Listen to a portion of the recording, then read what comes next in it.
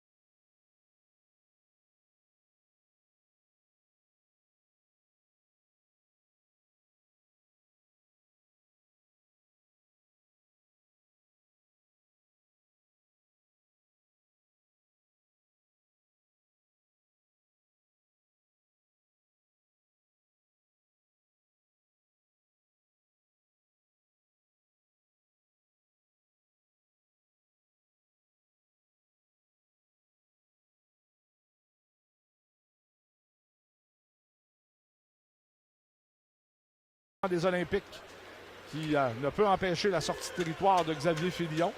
Filion va couper dans l'enclave, tire au but et la rondelle, bon tir, le but!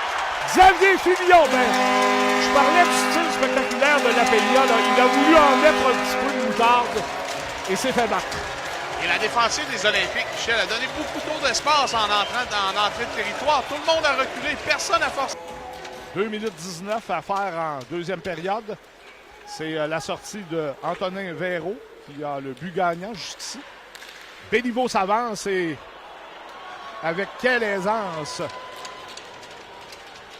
Béliveau a aperçu son coéquipier là, à la droite de Gabriel Robert et la passe et la déviation pour le but facile de Marcel Marcel.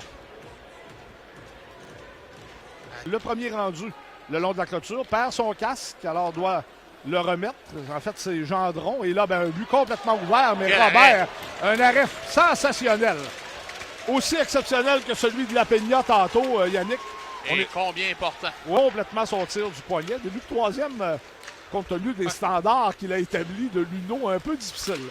Et là, le tir sur réception de Mathis Laurent qui se fait voler et son premier point et son premier but en carrière dans la Ligue junior majeure du Québec. Et la pétanton, alors même si on veut lui remettre la rondelle, ne peut rien faire.